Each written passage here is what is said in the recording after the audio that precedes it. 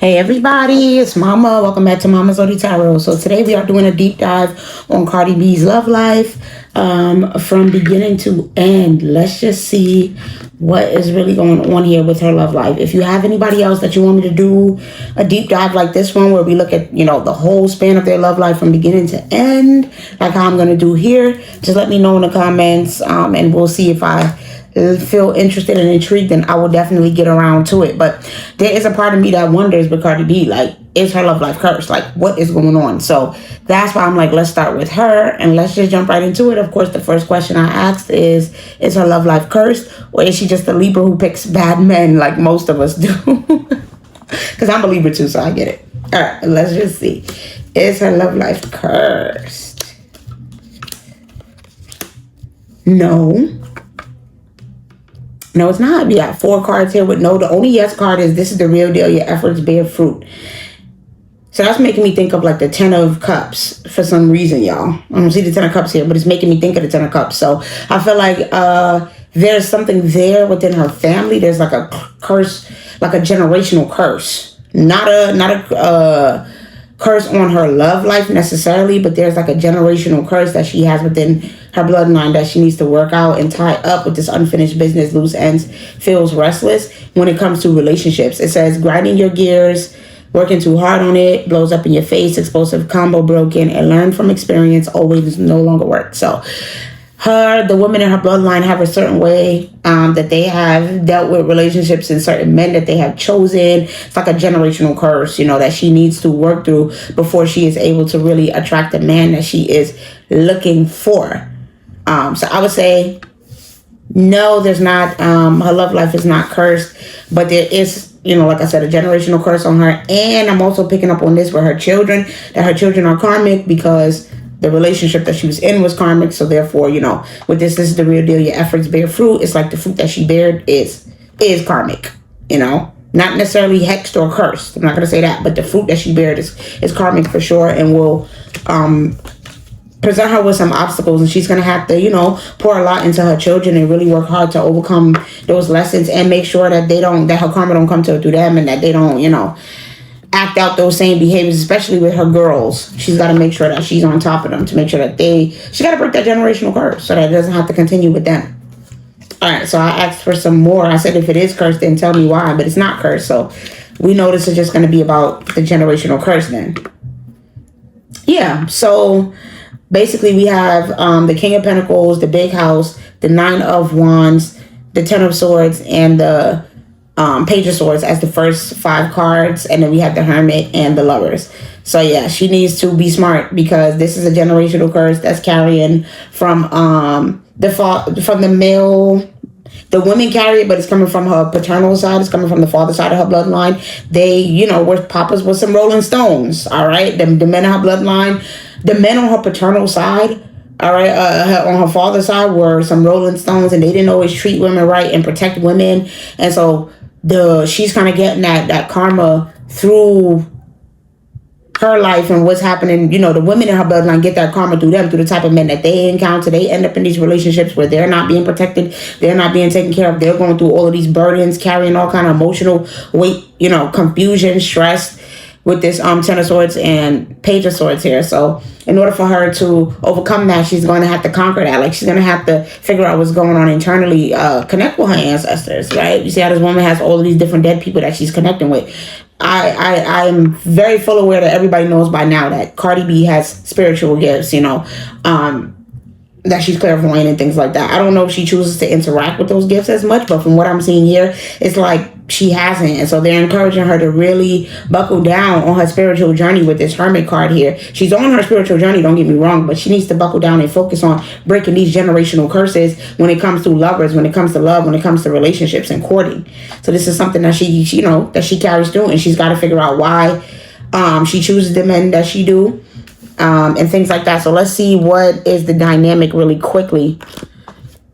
Like, what is it? What is the generational curse surrounding? We know it has to do with, not seeing the bigger picture, looking at things through rose-colored glasses, just being naive, being people-pleasing, staying with a man who's cheating on you, not protecting you, not loving you, not taking care of you just for the sake of financial security and him taking care of you. dealing with men who's poorly investing their money, or men that the mothers and the other women in the bloodline did not approve of, saw that they were not good, and the women still choose to marry them anyway, even if he's not welcomed. Also, dealing with men that are not spiritually in tune. Like, it's like that's a big problem within her bloodline, where the women will choose men that's not spiritually in tune. That's messing up the bloodline. Y'all got all these karmic dudes when y'all supposed to be dealing with dudes that are high vibrational, that's supposed to be on their spiritual path and doing what they're doing. So they're not pleasing their ancestors in terms of the lovers and the men that the relationships, the bonds that's happening here. It's not pleasing to their ancestors. So tell me about how do the men usually show up in these relationships? Coffee addict, they like to shop around, like to sleep around, like to talk around, but they're very charming. Very, very charming. We also have the cat lady, definitely like the girls. All right, like I'm gonna just say pussycat dolls. Like, they like to sleep around and hang around and all that stuff. The men be thinking they ish don't stink with this toilet paper hoarder. They just be thinking they the shit. They be stepping outside of the marriage, and they be real charismatic and real smooth with the way how they do it. But they definitely be having that sex addiction. All right. And also, with this coffee addict is giving me, dealing with, what's the word? I want to say alcoholism, right? Alcoholism. So what about the women? What do the women be dealing with? Conspiracy theorists, believing in lies, sitting at home, watching while their men is doing a bunch of BS to them. Oh, God. Oh, is me and Cardi B from the same bloodline? Nah, let me stop. Retail therapy guru, just off living your best life, shopping, ignoring, acting like you won't see nothing that's going on. So this is bringing me back to that past life reading I did. You might have picked the which one was that? I can't remember right now. Let me not get sidetracked and distracted. But the women be just they be getting financially taken care of with this retail therapy guru. They be getting, the men be rich, they be having finances and well off. So it's like, all right, yes, now I get to shop, I get to live a lavish lifestyle, but you don't be at peace. It don't be no soft life. You be believing all type of lies because your man be out cheating and doing, that's what's going on with the women in Cardi B's bloodline, like where they being fed a bunch of lies and nonsense. And they being taken all for a ride, riding and dying. And with this professional binge watcher, it's like I said, they be in the spotlight sometimes. They be celebrities. They be sitting up, like the main woman. But I can't make it up with Chen Chaser being in the spotlight and being the main woman. But all the while, they got to sit at home while their man is out living their best life, sleeping with women, cheating, possibly going on all type of vacations. Like, if you somebody that's in the spotlight, then you're going to be around living your life. You can't bring your wife everywhere. Whether you're an athlete, these are the things that her, she dealt with karmically in her past lives, as well as what her family and bloodline has dealt with in her bloodline. So yeah, she's got a generational curse around her love that she got to fix. Let's continue on and not get stuck there, even though that was juicy. I said, what is she like in terms of love? How does she show up to her partners? All right. We got Netflix and chill, delivery app devotee, procrastination master, inbox zero hero, and meal prep mastermind. I didn't realize all of these cards come out. Not Big Mama. Excuse me, Big Mama. So, when it comes to love, it feels like I said, she's a pleaser. Okay? She's a people pleaser, just like her Libra self expects, we would expect her to be with her Libra self. But yeah, she's always devoted to the person with this delivery app devotee, carrying all of the emotional burdens and the weight, taking on everything when it comes to the relationship. Like, literally, like, just always stressed, overwhelmed, having to make sure the kids is good. Like, before she even, had kids and this, that, when it comes to relationship, she's just very devoted, and she takes on majority of the weight. She shows up like the masculine in the relationship because she's taking on all of the emotional burdens. She's taking on the financial weight, like everything. She's just taking it all on herself. So there's that. We also have procrastination master, so and Netflix and chill. So this tells me that how she shows up is somebody more soft. She's not coming off real aggressive. She don't want to fight you. She don't want to beat you. She's not doing all of that arguing and fussing and fighting for the most part behind closed doors. She just like to be chill, sleeping, like Netflix and chilling, literally. That's what she would prefer, to just be at peace, relax, like letting the time pass by. With this procrastination master, like, she's a my man type that would rather be cuddled up in a ball with her man at all times of the day, just letting the day pass by and letting the time pass by. We also have Inbox Hero Zero and Meal Prep Mastermind. So this tells me that she loves to talk to her person. She always needs to know what they got going on though. You know, with this Inbox Zero Hero, she'll text your phone down like, hey, where you at? What you doing? Where you going?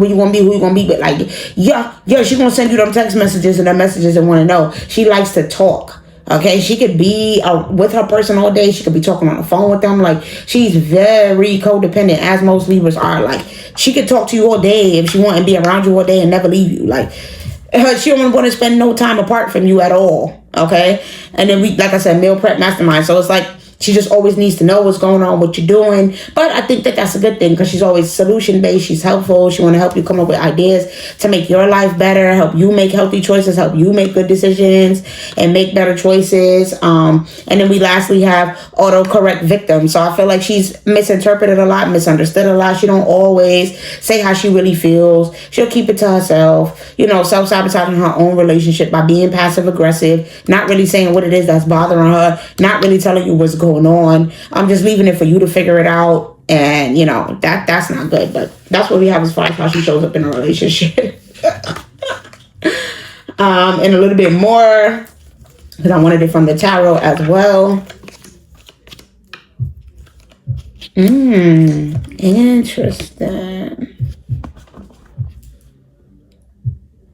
Interesting. Okay, so how has love treated her in the past? Like I said, because we just asked, you know, what was she like in love? So now it's like, how has love treated her in the past before we saw her on Love and Hip Hop with Tony the Jailbird and all that? Because we know about Tony the Jailbird and everything like that. So, of course, I wanted to know, like, how has love actually treated her in the past? We know how she shows up. So, Big Mama, the daughter of Sticks, and Miss Robinson. Oh, boy. It's like, yeah, these men be seeing her for, you know, her sexual side, her sexual nature, and what it is that she could give. They see how kind, caring, and nurturing she is, and they love how willing she is to pour into everything, and they take advantage of that and use that as much as they can. They ride it till the wheels fall off with this Miss Robinson until she's exhausted, overused, overextending herself, and she just can't take no more, and she just got to be like, all right, I'm done. I can't do this no more. It feels like for the most part, she's the one who leaves, right? She's the one who has to put the end to these relationships with the Miss Robinson coming out here because these men will continue to use and abuse her as long as she'll let them. They don't have no reason to go. No, it's too good over there. Like, they could just walk all over her, step all over her with this daughter of Sticks and just, you know, take advantage. So there's no reason to leave, like, because they know that she's going to keep riding and dying. She's a ride or die type. That's how she is. No matter what you do, you can step all over her, cheat. It seems like she'll forgive you. It's like, that's what this is. She might buck, but it's like a little bit because she's never with this daughter of Sticks. It's like a little bit of bucking where you know, every once in a while you got to deal with arguments and you got to deal with little stuff, but it's not overwhelming. She's mainly chill. It's like she'll let you do what you do, even though she knows it's not right and it's not fair with this Son of Knives and Dr. Buzzard. She deals with these men who don't treat her fairly, but she'll just sit up and let them do a lot behind closed doors to her. You know, with the moon coming out here, they be doing a lot to her behind closed doors. But on the surface, she, you know, as long as everything seems good and it seems balanced, she don't ask no questions. That's her problem. She not inquiring and asking no questions. She letting them rule her mentally. Whatever they say, she just takes their word for it, even though they be lying. She just take their word for it and believe it. And so she ends up in these situations where behind her back, there's a lot of stuff that these men be doing to her with the moon.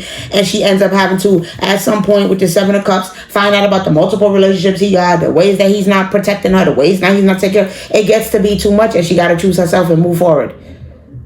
With the Seven of Baskets and Eight of Sticks. That's literally what it is. They take advantage of her too much to where she just can't take it no more. And she's just exhausted, overwhelmed, literally drained at this point with the Seven of Cups. To where she's just like, no, I gotta go my own way and I gotta choose myself and I gotta move fast. And then when she move on quick though. That's what this Eight of Sticks is telling me. She moves on quick because it's like the person has already exhausted her in so many different ways. She done gave them a million chances. She done tried to be fair with this doctor, but she gonna be the Libra that she is. The Libra card is coming out here. It's typical Libra stuff where she'll let the ancient do a bunch of stuff to her for years. She just picks bad men. That's what this is. And this is generational curse of her to pick these bad men. And then she'll sit there and let them treat her bad and be like, my man, until she got to find out the truth and leave him. So typical for, you know, her. So we know that this, I asked about, you know, her marriage. We know that ain't going to be no different. Except that with this Big Mama, he actually pumped her up and made her a mother. So it's even worse. Like that, it feels like she's always wanted to be a mom. That's why that Big Mama is coming out like that. She's always wanted to be a mother. Like, she takes that role very seriously, always dreamt and wanted to be a mother, and she loves motherhood. All right, so now next I asked about her marriage to Offset. What was that like? Wow, so we have nice guy and thief. Abandonment, awakening, ascending, bondage, gift, north node, soulmate, and concern. All right, so I kind of pulled them in terms of twos. So with nice guy and bondage, it's like she thought she finally got tied down the right one, tied down a nice guy, a guy who loved her, who cared about her. She felt like she finally found her person, and she was going to be happy, and this was never going to end, and she had a happily ever after. She wasn't going to have to move forward, and it wasn't going to the end of the, it was the end of the sadness and the emotional pain for her. She finally got that guy. She finally got her happiness and her one. All right, and then we have thief and give. So she started to realize that he kind of had a little bit of evil eye. Not kind of, but he was showing, with this thief, that he was wearing a mask in terms of her being, her gifts and her expanding and her growing. It's like he kind of was always expecting her to just be there for him and be the homely housewife and, all that good stuff. But when he had to see that, she was using her gifts a lot, it became a problem. So he was wearing a mask. He was acting like, I'm happy that you're going to be, I'm not saying that he was wearing a mask because he was pretending like he was happy for her music career growing. But in actuality, he didn't. He wanted her to just be a housewife. But there is the element of, he did think that he was getting a housewife when he got her. He didn't think that she was going to be so focused on her career. Because like I said, she's this big mama energy. She's kind, she's nurturing, she'll take care of you. Listen, he's talking about, she always want to go to Noble, but not according to what I see in these cards, that she like to take care of you. Even if she got some, chefs that's cooking the food for you, she initially in the beginning, don't act like she wasn't cooking for you. Or say, yes, she was. She cooks, and she'll take care and do that for her lover. It's just that once they had the money, it's like, okay, I could focus on my career. I didn't think that I would have to keep doing all the same old stuff. But it seems like, no, he wanted her to keep being just a baby, a wife, a housewife staying at home with the children. He didn't want her focusing on her North Node with this abandonment and North Node coming out here. He wanted her to abandon her North Node, abandon her future, the career. He thought, yo, bro, I have the money. I'm going to make all the money. I'm going to do everything. You just need to stay at home and be with the kids. Why are you still trying to be outside, live your life, and be this big star, be Cardi B? Like, he was hating. Her light was irritating his demons. Yeah, he was hating on his wife. He was jealous.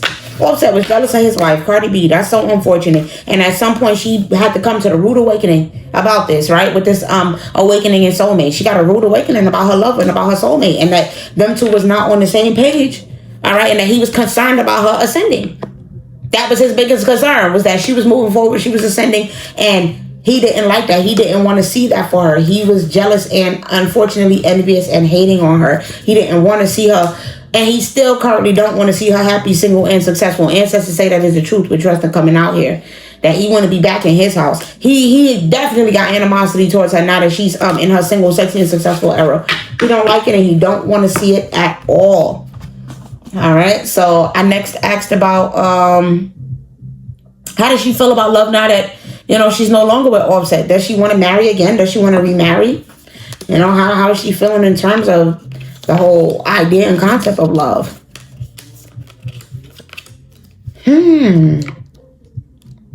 So she feel like, the whole thing about getting married and going to the papers and signing the document, she might not do that again, right? Because this ritual, mature man and pathway, she's like, I already did that. I already went that route, married a man, tried to, go spend happily ever after with him, and that turned out to be fake. That turned out to be false. I thought he loved me with this divinity, and it turned out to be manipulation. He had me in a third-party situation. Like, I don't know if I want to go down that route of signing the papers again, but overall, I think with this divinity, she's still optimistic to finding somebody to love and have a relationship with, and all that, and possibly, she's like, I could have a long-term partner with this ritual. She's like, I could have a life partner that we spend out the rest of our days with and become old with, but I'm not opening up that pathway of signing documents and getting married again. I've done that the one time, and I know what that's like, and for me, that only causes drama. It had the finances all tied up. She don't want to deal with that type of manipulation ever again. She's not going back towards that type of dynamic where your finances and your life and everything about your life is intertwined with another person. So she's not going to be doing that again. But I do see her opening herself up to love. But with this third party situation, I feel like she's also saying that she's open to different dynamics of love. Now, to be honest, she open to different dynamics of love. So let's see more about that. What are these dynamics? Tell me more about these third party situations and these new dynamics and love that she's open to. Cardi B here. We have addiction coming out sideways. Yeah, she's at a point where she's like, I don't want to be with somebody who is chained to me, who is stuck to me, who always wants to be with me 24/7, who's toxic and codependent and addicted to me. She doesn't want that type of situation anymore.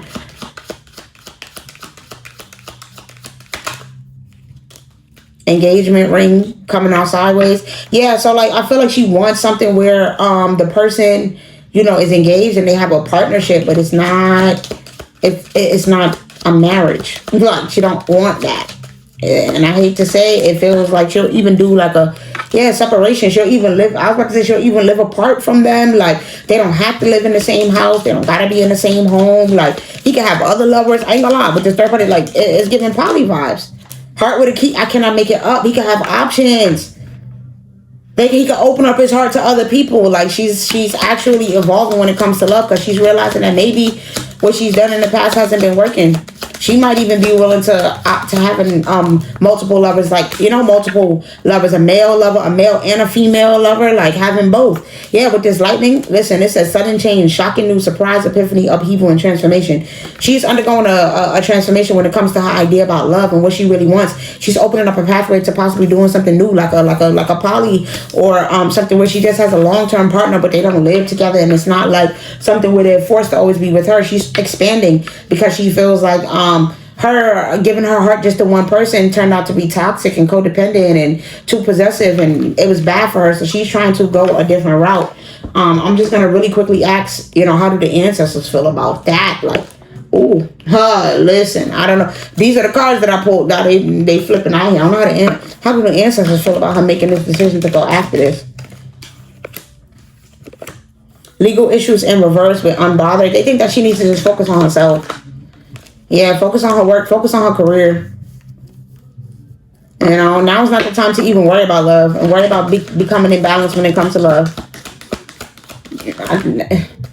Yeah, focus on her money situation. Like, and with this jackpot and bad reputation, it's like they're saying that, sometimes when we don't face our inner wounds, like with this generational curse that she needs to work on, that's going to continue to cause it to spiral, right, and pass down to her children. That's basically what they're saying here with this jackpot and bad reputation. She don't want to see that spiraling into her children, and they pick up that generational curse. They end up with these horrible men and all of that. They're saying that she needs to stop being unbothered about this imbalance, this generational curse that's in her bloodline with this legal issues coming out in reverse. She needs to acknowledge it quick with this hustling. Acknowledge it and acknowledge it fast so that she can do the inner work to break that curse and see some shifts and some real change when it comes to her love life, where she can find somebody who she really truly is equally yoked with. She don't have to be in no poly, but she's got to do the work that she needs to do when it comes to her own choices and why she keep digging in the bottom of the barrel when it comes to men.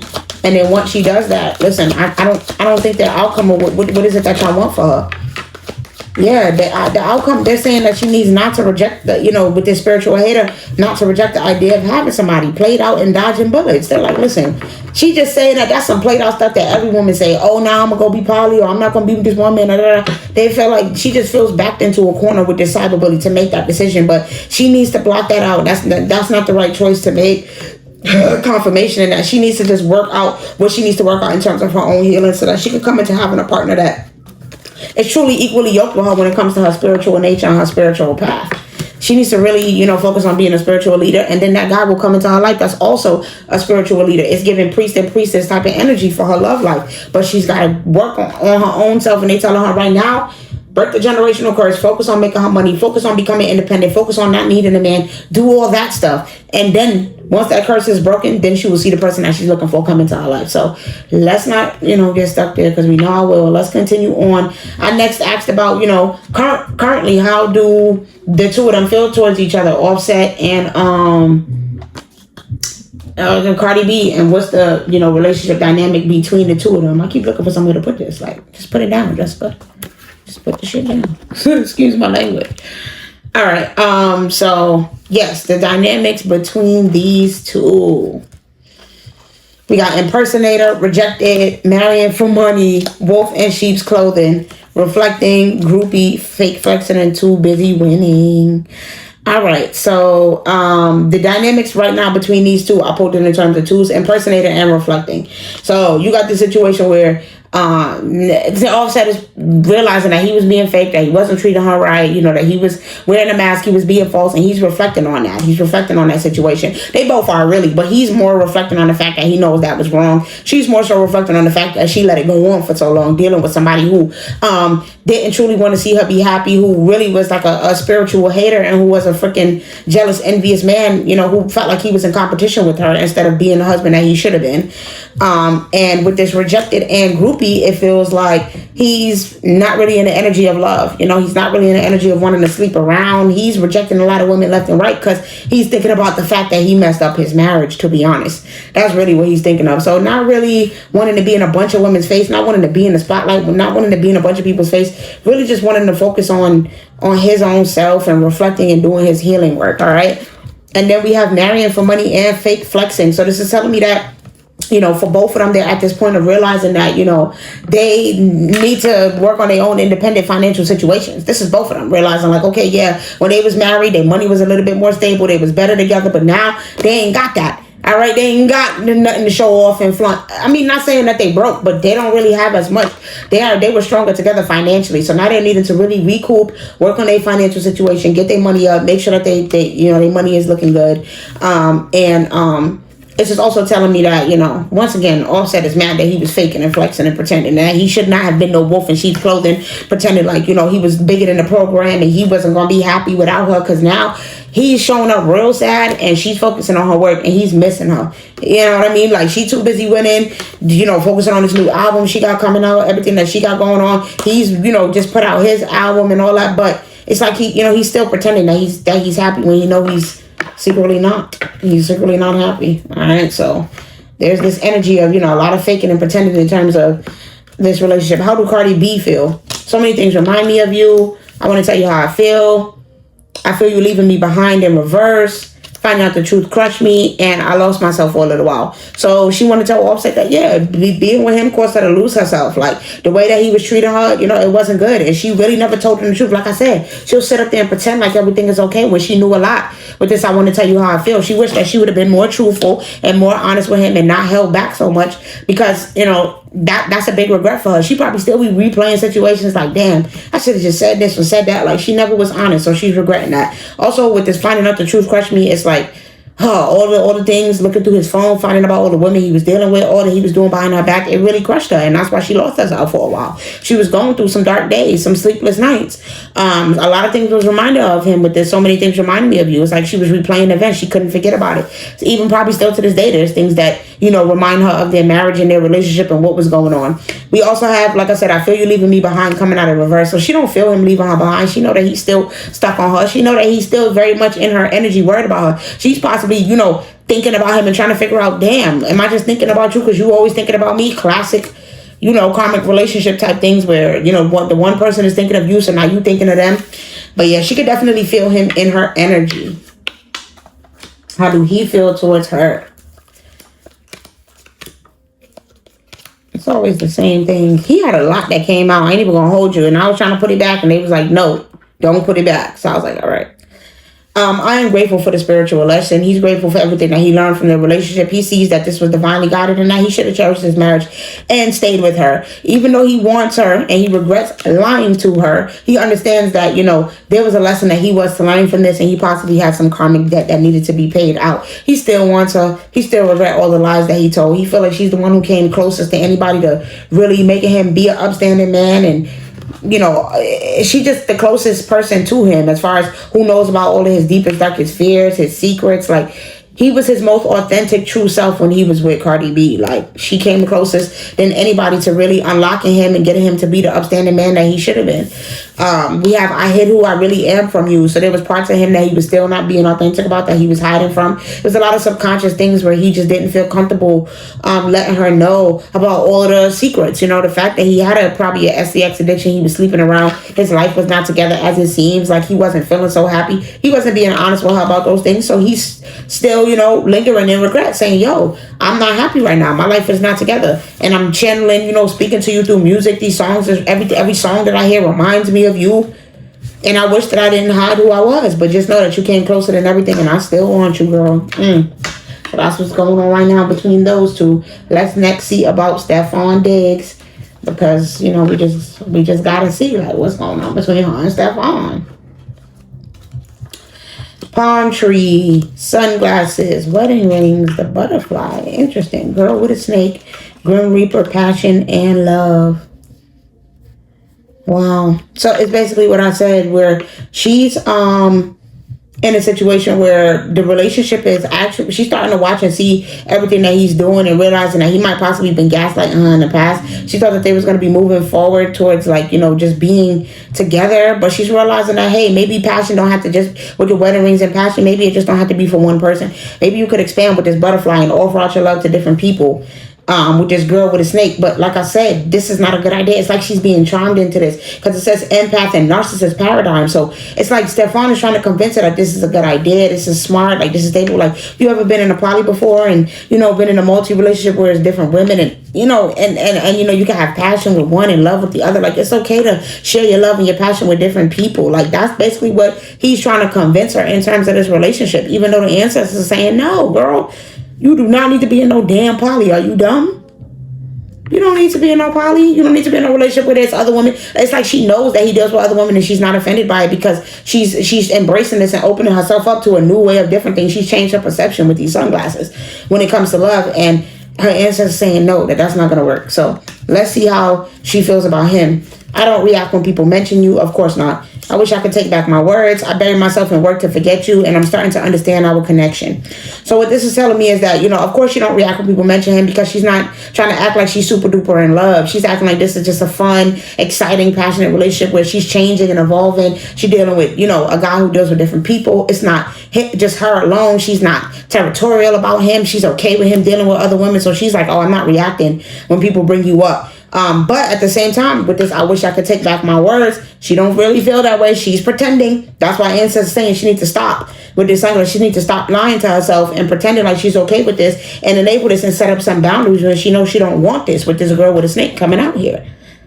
And with this, I'm starting to understand my connection, and I bury myself in work to forget you. What they're saying is that her ancestors is letting her know there's a reason why they sent Stephon her way. There's a reason why she was supposed to encounter him. It's for her to realize that, okay, I need to bury myself in work. I need to, this is the point of her connection, is that she's understanding that the focus should be work.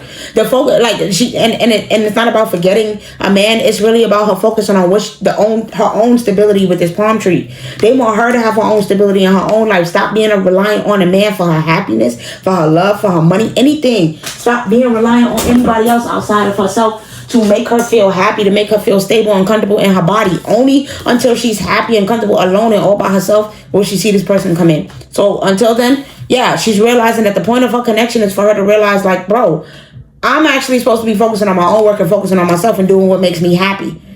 And I don't know if she didn't, it's like she didn't see that with Offset. But now that she's dealing with this poly and he's dealing with other women, and it's really on this, even though she's pretending like it's not, on the inside hurting her feelings, she's like, damn, maybe I should stop burying my feelings and be honest and focus on me right now and stop pretending like I'm okay with those type of things. So I feel like their relationship cycle is coming out to a close. With this Grim Reaper being here, the relationship is pretty much going to be over, and then she's moving on from him and focusing on her work, because she understands that she don't really want that poly stuff. Come on now, stop pretending. How do he feel about her?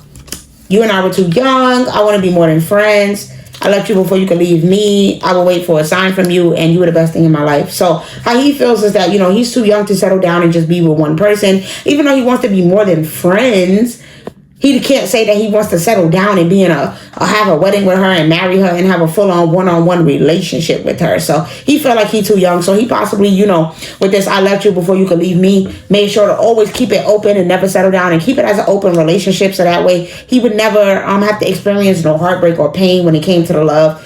He's definitely was self-sabotaging this. He likes her. He feels like she was one of the best things in his life. He appreciates how kind and caring and loving, like I said, she shows up that way in the relationship, and he appreciates that. She was one of the best things in his life, but he knows that he's not ready to settle down and be a one woman kind of guy. So he'd rather just wait for a sign from her and see if she wants to continue with his little third party situation stuff, or is she just completely, you know, moving forward and going towards her abundance and her future, because it feels like her ancestors urging her to stop partying with this 3 of baskets. See Stop, pretending to see things for what it is with this Bishop CH Mason, and start focusing on her stability and her future, which is 4 of Pentacles. Stop being so possessive and greedy and codependent when it comes to love as well.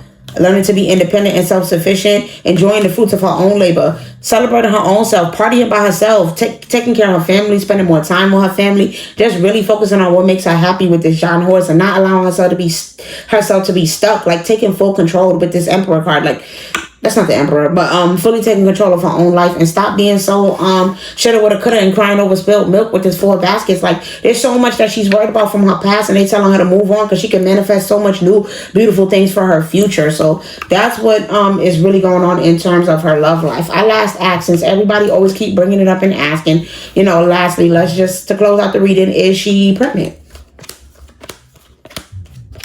We got majority no cards here, you guys, and a no on the bottom of the deck. That's kind of split though, 50-50, but I feel like, with the no on the bottom of the deck, but it's leaning more towards no. Like I said, in the formative stages, burning through money, stormy relationship. It's kind of making it seem like, no, she realized that the relationship, it wouldn't be a good idea. So it's the icing on the cake and brilliant idea, clear path. Y'all, she feel like this is a way just for her to capitalize off of, her album and things like that by talking about it, because people think that she is. With this donuts, it's like, no, she just fat. She's just been eating good. She ain't really snapped back and bounced back from her pregnancy body yet. And I feel like which we saw, she was wearing a fake belly. We already saw that she was wearing a fake belly, and she saw it as a brilliant idea and an opportunity for her to capitalize and make money, because people think that she is. But I feel like with this burning through money, like I said, and stormy relationship, she know that would be a bad idea. She would be stressed. She would be overwhelmed. That would mess up her finances. That would mess up her career. And she's still hungry and in the formative stages of her career. And her children are still young. So she's got a more recent baby. She's not ready to have no new baby yet. So no, she's not pregnant, but she did wear a fake belly to capitalize off of the situation. And she will continue to capitalize off of everybody saying that she got all these children and all these babies. Like, she loves her children and she's happy to be a mother. And she's going to continue to, capitalize off of that situation, since people want to keep bringing it up and talking about it and making it seem like that's the worst thing in the world to have children. So that's what I have in terms of Cardi B and her love life. It just feels like she's going to need to focus on her work and focus on herself and, break that generational curse before true love is able to come to her. So I hope that you guys enjoyed. Make sure to like, comment, let me know your thoughts, as long as you keep it respectful. Subscribe to the channel, and I will see y'all on the next video.